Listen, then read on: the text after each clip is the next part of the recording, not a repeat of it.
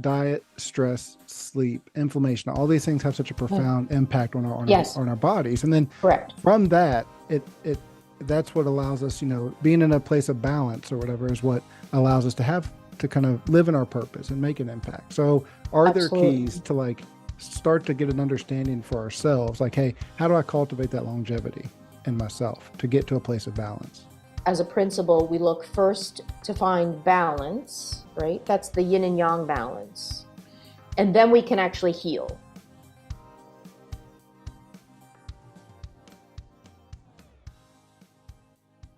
All right. So, hey, I wanted to say thanks again for taking time to chat with us today. And I guess to start, tell me a little bit about yourself, your journey, and what it is that you do. Okay, great. Thank you for having me, Jordan. Okay, so my name is Tsao-Lin Moy. I am a licensed acupuncturist and herbalist with a brick and mortar office in Union Square in New York City. And I help women find better and natural ways to get pregnant without having to undergo painful or invasive procedures, just have a baby. That's what my big focus in terms of what my specialty is, though I treat everything and treat the whole person using the tools of East Asian medicine. So that would be When you say you treat everything, you treat the whole person, is there other underlying things that typically are the issue when someone comes to you for fertility treatment? Like when you say you're treating that person, why do you frame it that way rather than saying I'm just treating, that their fertility issue? That's a great question. Okay, so the fertility issue, or let's say even if it's like back pain or digestion, the difference is looking at it from a Western perspective, it's like that the symptom is the problem, or the underlying problem. So if we get rid of that symptom, then the problem's gone, right? However, when I'm looking at the whole, like treating from a holistic perspective, we're looking at that's the symptom of something else. So when a couple is struggling to conceive, and this is both for male and female, although most of the focus is on the female, although more recently, much more is being focused on the male, that whatever the underlying cause is usually like several different things, such as you have to look at the diet, you have to look at their sleep, their stress levels, inflammation, and then like where is their mind, the stress of their mind, all of those things, and environmentally, like are they using certain kinds of soaps or chemicals in their body that are creating this problem to then become fertility or difficulty healing their digestion or not getting sleep, or sometimes the problem is the sleep issue is the problem, right? So having that whole perspective or holistic perspective, looking at everything, that you see what the pattern is. And so, yes, addressing on the surface, but also being a part of involving the individual in participating and making changes and really like learning, like kind of cause and effect, right? I eat certain foods and then I don't feel good. To be like, okay, so don't eat those foods or investigate a little bit more into what's going on there, right? It all seems so straightforward. And even in the way you said, a lot of times we try and treat a symptom to fix our problem. Is that truly just indicative of Western medicine? And is that the biggest difference between that and what you practice? And why is it that Western medicine is so focused on the symptom rather than just treating the actual issue? Like that just seems counterintuitive. Okay, so in some cases, treating the like how you would treat the symptom is going to address the underlying cause. But like the Western person is like when you have a cold, let's say, that is actually a sign that you're getting better. Like your body is actually fighting whatever it is, that it's rallying to actually push something out. So like in East Asian medicine and Chinese medicine, they look at it in terms of like a kind of like a military, they talk about it like, oh, the invasion, you've been invaded by a pathogenic factor. And so the first symptom might be like that feeling of like tingling on your skin, right? That like crawly feeling. And then you don't feel anything. But then as it goes deeper, you start to experience like a fever or chills. And then the next stage, like muscle aches and stuff as it gets deeper and deeper. Now, when that's happening, the muscles tightening up, the body is actually trying to push whatever that thing out is, right? So you're not really sick. That's actually a sign of the body responding, right? So it's actually mounting a defense. So we want the defense. And it also alerts us like, hey, something's going on, right? So if we want to take a like a muscle relaxant or something, yeah, your muscles will feel better. But then we don't know like the original pathogen of whatever that is that was getting in. That doesn't mean that it's gone. It's literally like, oh, the guards are fighting at the door. We don't like the fighting. Okay, take away the guards. And Mm. you're like, wait a second. Yeah, there's no more fighting, but then also maybe our defenses are down. Um, so looking at it in a different way, like when our body is actually responding, it's not sick, it's responding to something, right? And that's the fight.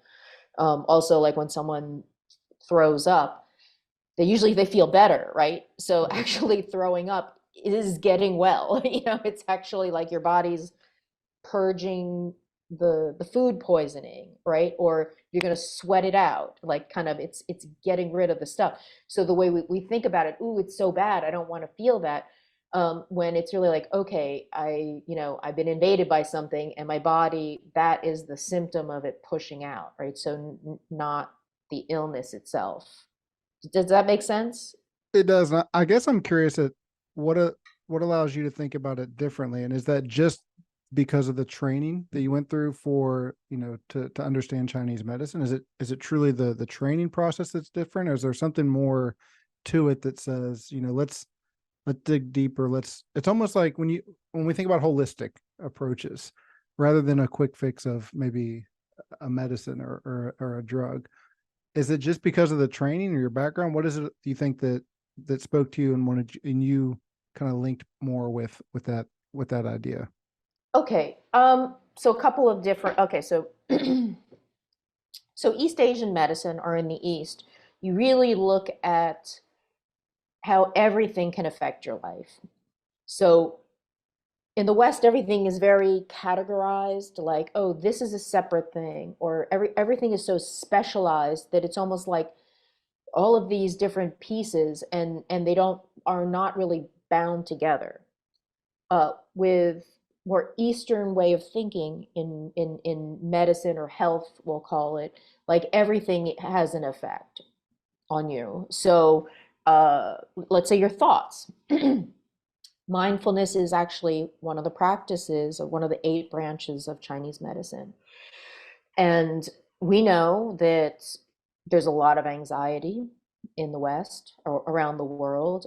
So many people are on SSRIs and anxiety medication, and those thoughts actually trigger the nervous system, can cause digestive issues, can cause palpitations, can cause blood pressure, can cause diarrhea, can cause constipation, like all kinds of things. Lot of cortisol, a lot of other problems, poor sleep, right? So looking at how one area of your life can actually impact everything, right? And then how you are in the world. So looking at, okay, I need to have a positive outlook. I need to focus in a way where I'm able to calm myself down. I need to learn what my body is. Also, in the Chinese medicine, it's a collaboration, right? As a practitioner, I'm helping you to tap into your natural healing ability, right? So for you to do what or for your body to do what it does naturally, and you become aware of that. So again, that's the awareness. So the idea that also environmentally, like let's say one branch is also feng shui, which is the environment. It's the art and science of placement. So we know that there are certain structures, let's say even in a classroom or even in a corporate building, where people don't feel good. They don't, like they have those now, and this is research that's done, like that open seating, where it's like, oh, everyone's open seating, but actually people don't like it because they feel like they're always watched, and it gives them more anxiety and there's no privacy. And so you start to look at, what is a better structure in terms of just like physically placing things where people feel like, oh, there's light coming in, and there's air that's flowing, and that there's like a living plant there, and the colors are very calming. And so those are like things to take into consideration, that if you're living and outside your window is a brick wall, or you're right by a train that's going, back and forth, that you're actually dealing with an environmental issue that is impacting the quality of your life. And so taking into consideration, what are the things that you can do on your own? So there are, most of the branches of Chinese medicine are the person being able to do mindfulness, to do exercise, right? And mindfulness is like an internal, practice. Could be like even qigong, like or yoga, like a moving meditation. The feng shui, so you're moving your own environment. There's also food as like what you have to do for food, right? So those are for, there's cosmology, which is like astrology and the zodiac, or those like the I Ching and kind of and that's something that's kind of like the idea is that that's fixed. You're born with certain things, attributes. And then you are assisted with acupuncture, herbal medicine, and let's say body work. So understanding food for what's good for your body, that's something to kind of learn and something that gets cultivated. So East Asian medicine is really cultivating health and wellness and longevity. So that's the principle. And that's like a practice that everyone needs to kind of like do for themselves, and then also elicit help to further that cultivation, right? To get health and wellness. And then we look at something known as longevity as the phase. And when you're in a state of, let's balance and wellness, then you actually elevate to what is your purpose, right? So if we're in a way so like I'm in pain and I can't think, that for us to be contributing, let's say, to society in a way, in a beautiful way, in a generous way, it's really hard when we're having all of our problems, that we can't really get beyond those things. So minding ourselves and taking care of, this, our body and our mind, is part of that, like understand, and then how does that ripple out to society and the world, at large. So I think that's like a different aspect of like, why would you take care of yourself? It's not just a selfish thing. It's kind of like, okay, but also I impact so many people, right? I affect other people's lives, right? Mm. No, I'm very excited because and this was not intentional, but like I've talked Yeah. to feng shui consultants, I've talked to Uh-huh. qigong experts. I'm like, Oh, so obviously I've gone down this path unintentionally. But it kind of makes sense, right? Because like the whole mission of this was like what I'm doing was to help people find your purpose and pursue better, be better in your health and in your work and in your life. And it's like it's so interesting that all these different people, yourself included, have these keys to like what it means. And I have like 25 questions I want to ask you, because you had mentioned how like diet, stress, sleep, inflammation, all these things have such a yeah. profound impact on our Yes, on our bodies. And then correct. from that, it that's what allows us, being in a place of balance or whatever is what allows us to have to kind of live in our purpose and make an impact. So are there keys Absolutely. to like start to get an understanding for ourselves? Like, hey, how do I cultivate that longevity in myself to get to a place of balance? Okay, so what I would do is that's a big question you're I know, asking, Jordan. That's a I big know. question. That's all right. So the real thing is like, okay, so here's what we would look at first. Like how would you first thing is going to be awareness. And but before that, what I wanted to say is in terms of as a principle, we look first to find balance, right? That's the yin and yang balance. And then we can actually heal.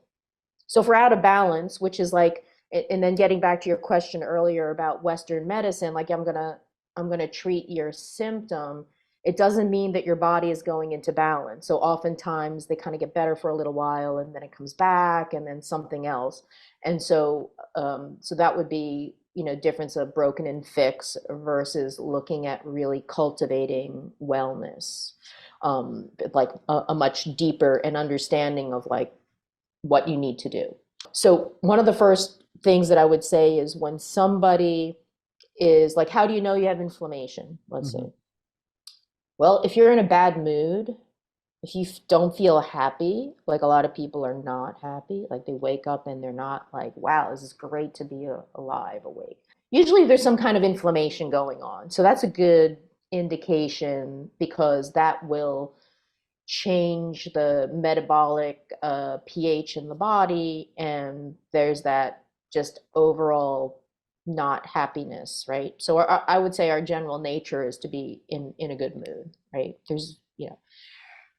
And so then I'll go, okay, I know there's some kind of inflammation. I need to look at my diet, like what kind of foods I'm eating. Very much like anything that's really processed is probably like a good place to start. Like to feel like I need to eat more whole foods, organic wherever I can, get away from chemicals, like processed foods, and really like look at my sleep.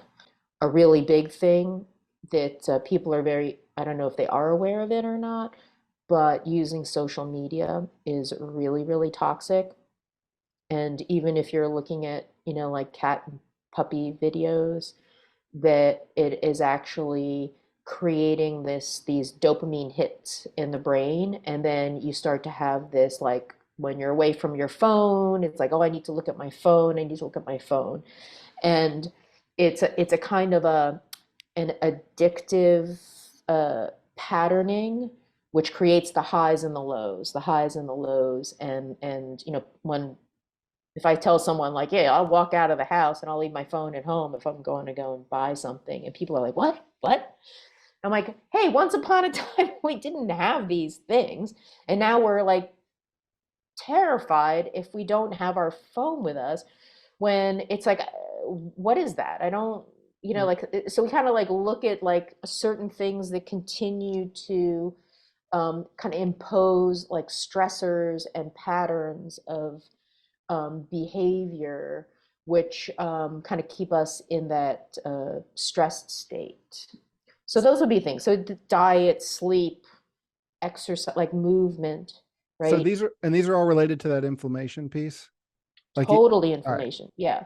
Yeah. Because if you're looking at your phone, you're like, it's like triggering you, right? It's triggering.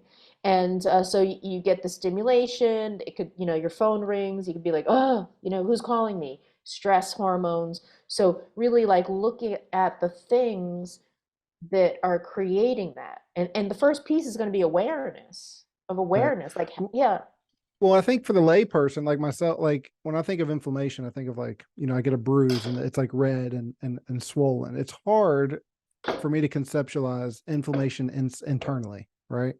So that's why I'm like pressing on this issue of like, so yeah. it's multifactorial, right? It is our diet, it is our mental well being because stress causes it, and I like that you Mhm. kind of gave us a way to indicate when we might think it's inflammation, like it's that mood, If you're right? cranky, Yeah. if you get cranky, then you got it. You got it. It's there. And and the fact that everyone sits a lot, that their body's not moving, we're not moving, enough and getting like the literally our joints moving, right? Hmm. So those are like things that the easiest for someone is like if they're in a bad mood, if they tend to be like kind of negative, you're like, okay, they probably have some kind of stuff going on. And to look at what's in their diet. And very much so. And I know that there's so much information now on the gut microbiome Hmm. of having that our intestinal balance, right? That's part of our immune system, inflammation, and also serotonin for mood. So really like looking at very simply like what we put in is our what we eat is definitely going to affect our body in various ways. And really what it is to connect, that cause and effect, which oftentimes we don't like connect it, right? And so that's again that awareness piece, right?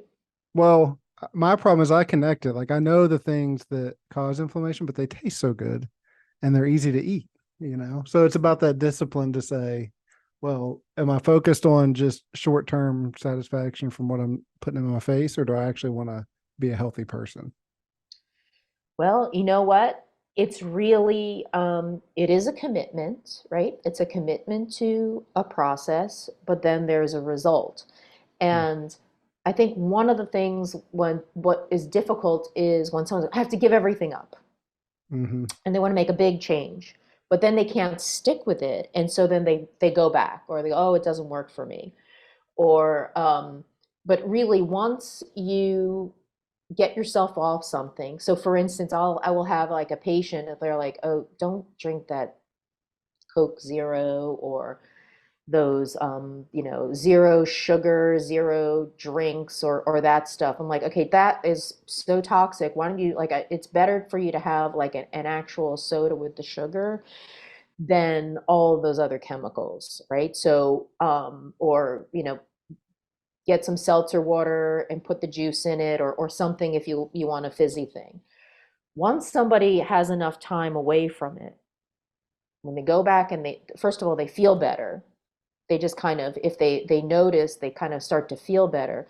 They go back and they taste it and all they taste is like a chemical. Wow. And then so, like they're able to retrain their taste buds to really like good food, right? And so that's the, like becoming aware when you eat, we'll say clean, right? That you can notice your energy level is better. And when you make that connection, then that's the, it's known as like a reward based learning where you're like, oh, wow. When I don't look at my phone for at least 2 hours before bed, I sleep so much better. And it's such a difference that you're like, oh, I can recognize I did this and this is better. And that's the empowerment part where you're like, oh, I actually, that makes a difference. Or I stopped eating, I don't know, dairy stuff or putting milk and cream in the sugar in my coffee. And you think that just that a little bit of is not going to make a difference. But then you notice like, wow, I feel so much better. Like, wow, hmm, I don't have stomach aches, or so it's really making those connections, right? And when you realize that certain things you were doing were making you sick, and when you do these other things, they make you feel so much better. That is your ability then to choose and be the the author of your life, really, right? And be in charge of your own health destiny. Most people are not motivated until there's a kind of urgency there. It could be they have a parent who's like extremely sick and diabetic and they're pleading. I mean, I see it with my patients when they're talking to me about their parent who's older and doesn't want to walk, doesn't want to change their diet, just wants to take their medication and doesn't want any help and doesn't like very stubborn and not willing to, you know, change, which is very hard Mhm. to get them to do. And they're very sickly. And for them, it's very distressing. right? To see that. And at the same time, those people need to look at their own kind of patterns because they don't actually necessarily see that they're doing similar things, or there are certain habits that they have, which maybe 30 years from now, their kids are going to be struggling with them too, right? Or they see like, hey, this person, they should have stopped smoking, way back when, and then that's like, oh wow, I need to change my diet because I can see, my parents had dementia, like I need to do something because dementia runs in my family, right? And that's a motivator when they see somebody has like a really debilitating disease, that could be a motivator. So So, and part of this was that you highlighted was being collaborative in the effort. So, how do things like acupuncture and body work help supplement this idea of like, hey, I'm working on my diet, I'm getting better sleep, I'm feeling more balanced. How does that collaboration and those kind of supplemental things help us as well? oh, so acupuncture is like amazing for helping the body to reset. So it stimulates the nervous system, improves the circulation, the lymph flow. Literally, neuropeptides are released in the brain that give a sense of well-being and also anti-inflammatory. So once, someone has a session, they are like, "Whoa, I feel so relaxed." Like they're amazed. And that's really like they're experiencing maybe for the first time what it means to really be relaxed, not just like when you lie down and stop moving, but when your body actually has that experience and needs to go into that deeper state of relaxation, right? That's the rest and digest and repair. And so once they have that experience, it's like, oh, okay, they feel better, mood wise too, right? Because inflammation goes down. They notice things in their body, they sleep better. And so that's something that helps them to reset and also make that connection in themselves. That's that mind body connection of their body. Because most people don't notice their body. They usually don't notice it feeling good. They notice it like, oh, I'm sitting, oh, like I'm sitting, or my shoulders or my neck, right? And so getting body work, you actually are like able to, because you're being touched, right? And touch is very healing. And it also is sending those messages back to the brain. Like, this is the circuits going back and forth, and awareness of, oh, okay, oh yeah, I'm kind of tender over here, oh, this is tight, oh, I didn't even notice it was so tight there. Like, I mean, I don't know if you've ever had massage or body work that you start to go like, ooh, I didn't know that, I was like, wow, that muscle's really sore, like, oh, I didn't notice that. And so it's almost like a, getting to know yourself. Hmm. Like, so that's also part of like, oh wow, what am I doing? My shoulders are always tight. I think I need to work on my posture, or I need to get up and stretch, or and so that again is really becoming aware, and then you can do something once you're aware, right?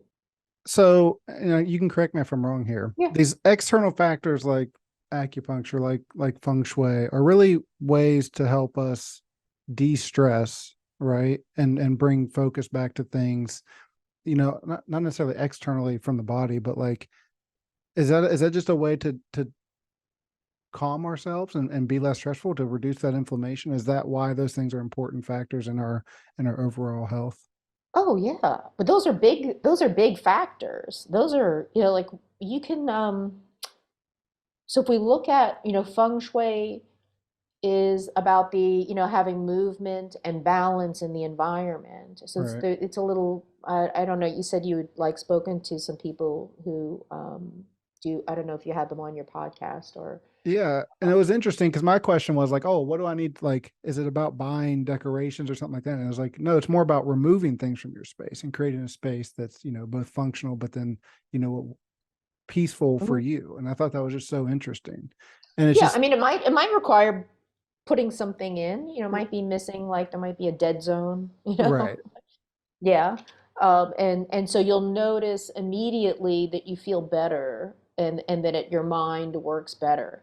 And I don't know if you've ever seen the that show where, like the hoarders, when you Hmm. see somebody who their environment in their home is really a reflection of what is going on inside, like they're holding on to grief or something, and it's so hard for them to let go of anything, right? So this is like the idea, if you've got kind of clutter in your mind, that and it's difficult to think, if your external environment is one of flow and good energy, that's going to actually help you to continue to also have, that you're not using energy to deal with the pile of mail, or like, oh, the painting, I don't like that paint, that kind of a thing, because that Right. takes energy. You have to block it, and so really, like, having where you work and where you live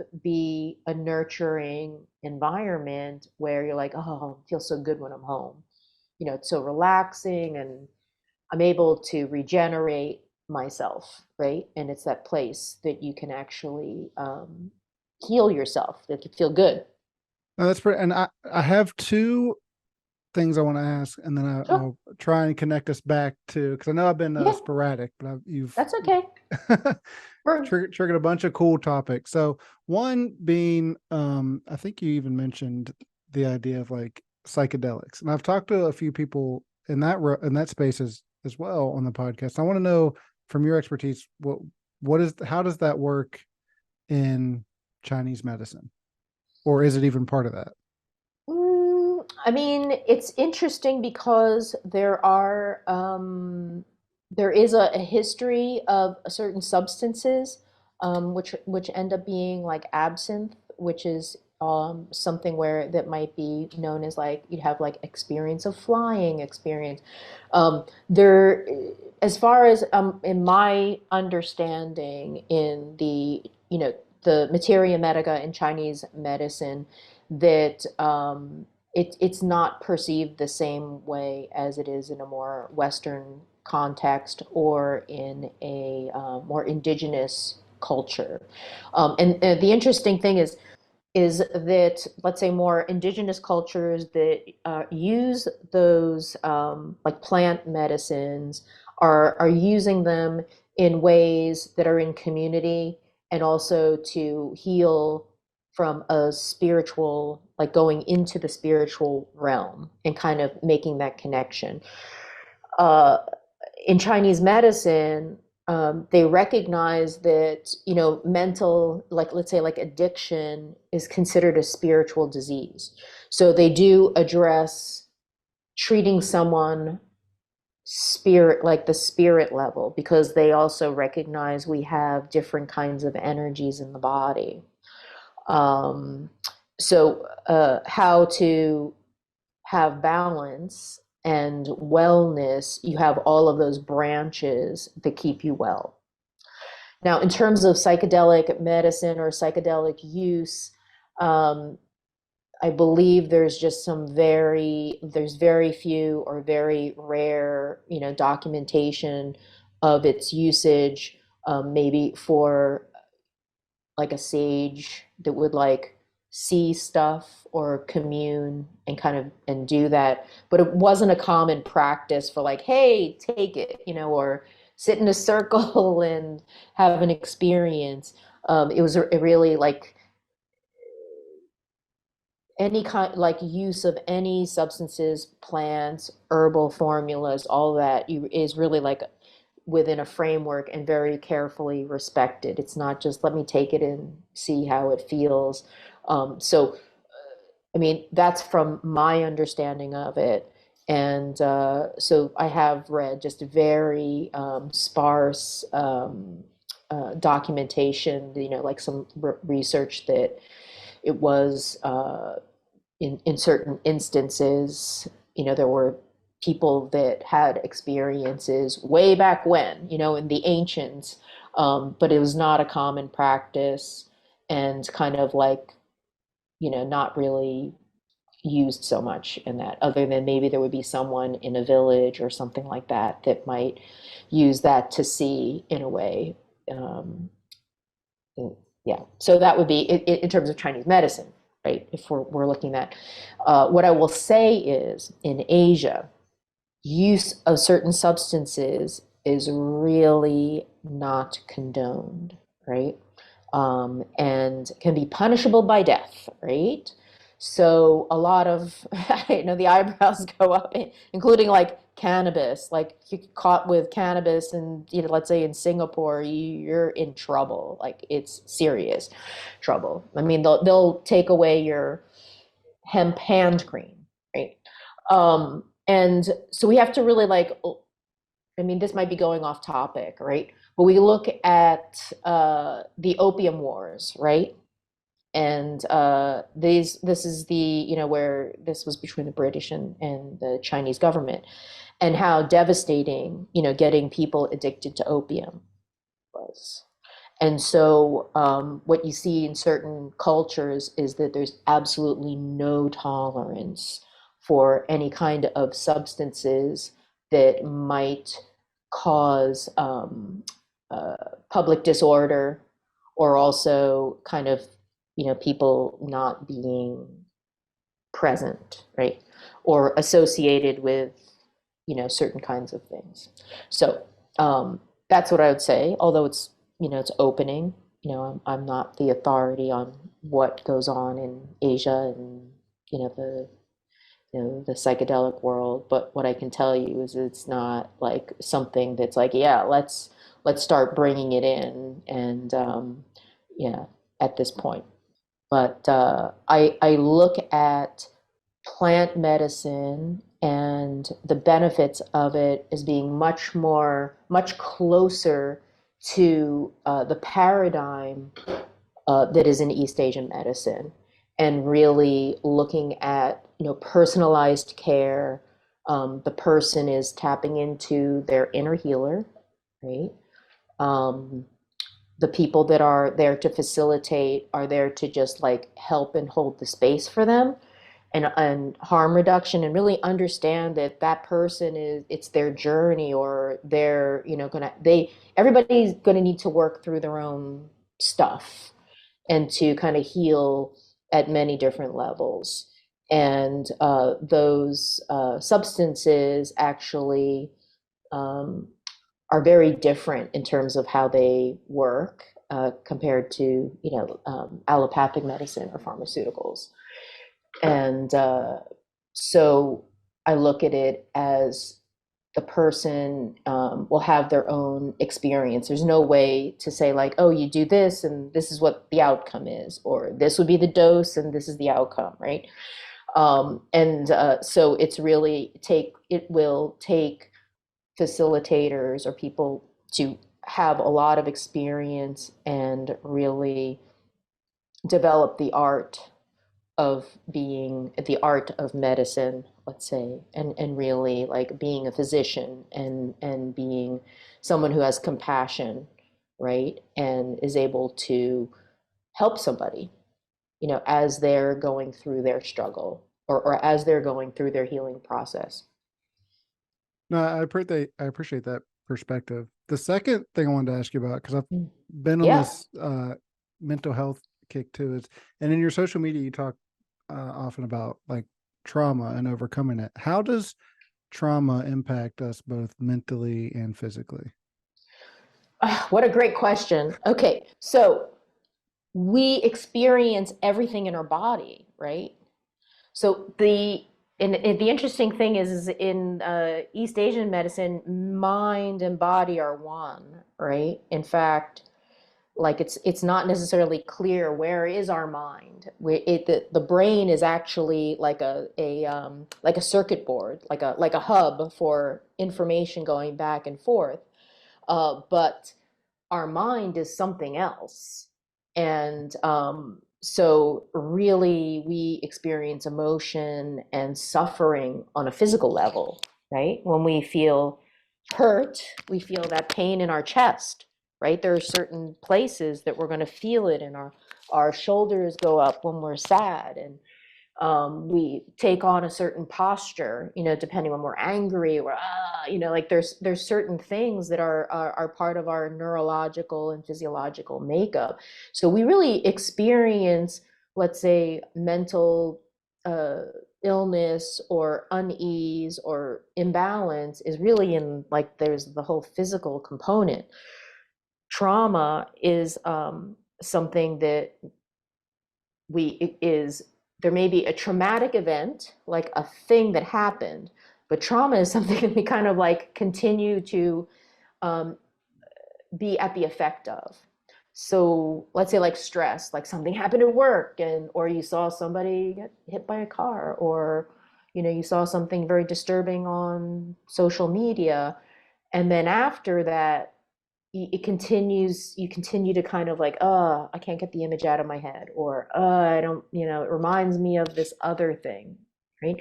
And so, I mean, those might be like little things, but things that we don't know how to process. If something happened to us, then it gets stored somewhere, right? So oftentimes uh, trauma is stored in the body in a way that we're unable to, weren't able to process it.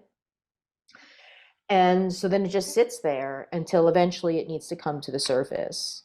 So oftentimes chronic illness, like for instance, I noticed that a lot of women that have breast cancer or uterine problems, they a lot of times have anger or feelings that they were visited by anger in a way, or they held it in their body and weren't able to express it in a way, and then it kind of goes inward and becomes this uh the free radicals that then like disrupt the tissue.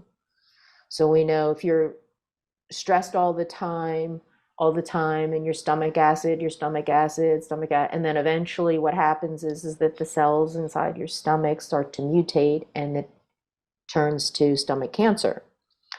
So someone who doesn't process or like get rid of, like keeps reliving those feelings, eventually it turns inward, like the negative stuff, and it really needs to be like kind of let go of. So that's what it is. So oftentimes like trauma is like the continued like that experience, physical manifestation. Does That's that make awesome. sense? It does, and Yeah. Okay. that's pretty cool. You just don't think of it that way, and so many people talk about how we hold things in our physical body, and I just never really thought about it or understood it. But I'm starting to, and it's helpful to have Yeah. these conversations, and hopefully other people start to realize that, but how do you talk to your patients about releasing that or like dealing with the trauma? Like, how does that make sense? Yeah. Oh, yeah. So one of the things, well, I have a very thorough intake. But also I know when someone is coming to see me, and usually they'll come to see me after they've seen many other doctors, or something doesn't resolve after a period of time. And the longer somebody has something, then we know that like there's an emotional component to it because it disrupts their life, the quality of their life. And then I know that there's something more that's kind of under than just like, oh, I sprained my ankle, and that there's more. It's almost like that becomes the catalyst for some other thing that needs attention. And because I'm doing the physical, the palpating and some body work and the acupuncture, that the person may start to have, like, I'm also chatting with them about a little bit about like, oh, I'm feeling this. When did you injure this? Have you injured it before? Or just kind of something. And oftentimes, like a story might start to emerge, or they might like kind of like freely think about like, oh, I actually remember this thing one time, and blah blah blah, or somehow whatever was stored starts to emerge. And So this is a very, when I work really deeply with my patients, you could call it somato-emotional stuff that where as they're experiencing acupuncture and the touch that, they become aware of something like, oh, there's that tension there, and then maybe there's like, oh, there's something like feeling emotion welling up, and it could have been, something happened, and then they, when they were younger, that they did that, or maybe someone was bullying them, and they always were like doing that, and then whatever kind of like feelings are still in there. But then once they become aware of it, they're like, oh, wow, I can release it. Because it could be that they have an encounter with their boss that has a tone with them that then, brings that old stuff up, right? So helping them understand that like there may be like things that are, whatever they're experiencing can be coming from many different places.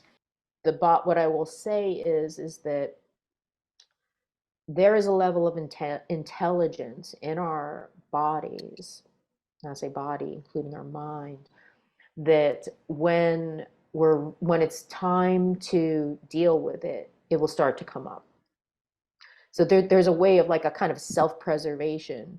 So when you see kids, this, something happened when they're like, they have no memory of it later on, when they're strong enough or their psyche is like, okay, we're going to deal with this. It may feel like they can't deal with it, but it is a thing where it's time to, let something go, right? And so that's how, I'll talk with people because I can tell. I mean, I can look and I can tell that there's something more.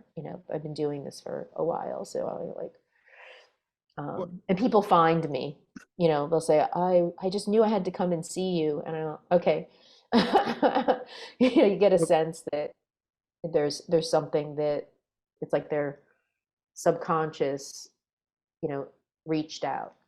That's awesome. I mean, well, I think it's such important work, right? Because I mean, they say, if you have 100 problems, but then you have a health problem, you all of a sudden only have one problem, right? Like your health is so critical to everything else that's going on, and without it, you don't have anything. I mean, it's the foundation of everything else that we're doing. So Sure. you being, so, I mean, that's got to be rewarding, making that impact on people and being that resource for them. I did want to tie this back to fertility and ask you something else before we close, because the more we've talked, about this like mind body connection and the idea of longevity is, specifically when we talk about like fertility in an aging couple, is it just about like when we become balanced and we focus on that longevity piece, is it like we're taking our biological clock backwards and making ourselves young again? Why is it that doing all this can help them become fertile again? Does that make sense? That's kind of a Well, I long-winded mean, the question. question is like, were they actually infertile? I mean, that's Right. like a whole other, because there's this idea that, oh, if you've been as a couple and you've been trying for a year and you haven't conceived, then you have infertility. And I'm really like, well, I don't think that's really necessarily accurate. It's like it's like deciding like, okay, now this is the, everybody has to fit into this cookie cutter um, model. Mhm. And if you're figuring out like statistically 25%, like if everything is correct, no problems, there's 25% chance of conception, right? So we're looking at once a month. We're looking at what could affect it. Anything could affect it. You could have a cold, something from before, environmental, like all of those things that are going to influence your health. So you're not necessarily infertile. You're having some challenges because there are things that are in your way. So the being labeled that or unexplained infertility, I find that it's very detrimental. And, chronological and biological age are not the same. So one of the other things too is like looking at a number becomes like, oh, it's the number, you're 35, you're over the cliff. Whereas, I see some women that are in their 20s and they've got they've been told that their ovaries are like a 45-year-old woman, right? So they maybe have a lot of stress, they've got a lot, whatever is being measured. We can't just say, oh, this number equals that for everyone, because it's not true. It's also like body types, like we have like body types, like everyone should have a like a waist of, if you have a waist of over, what is it, 35 inches or something, oh, you're obese. Or like, yeah, you have to look at the ratio of the waist to hip, right? I mean, so I'm not condoning 35-inch waists, but what I'm saying is that, that it's really expecting everybody to be very standardized when we're not. And getting back to, personalized, really like personalized, Chinese medicine is personalized. Like each one of my patients has a different history. They got a family history, they have a life history, they have a different health history and experience. I can't treat them exactly the same, do exactly the same thing. That's not going to work, right? I have to look at their, in like everything that's going on, and where they can, and they're going to have to make certain changes. Some of my patients are doing great with their diet and stuff, and then there are others that are not. Like this is where we're going to need to start, right? That's going to be, so yeah, so not really like reverse the eight, but really like get rid of the things that are causing the problems, right? That are in the way. That makes a lot of sense, especially in the context of what we've already discussed. Like Yeah. it's, I don't know. I appreciate your expertise, and I appreciate you taking the time to kind of walk us through all that. What's the best way for people to find you and find out more about what you have going on? Okay, so the best way to find me, probably through my website, which is www.integrativehealingarts.com. And I think you do, you have it? You have Yep, and it? I'll put a link Okay. to all these in the show Okay. notes too. So, Awesome. Yeah. And then they can click on the blog, and they can, go around the site and hey, I can't thank you enough for taking the time to go over this with us, and I appreciate it. great. Well, thank you. Thank you so much, Jordan.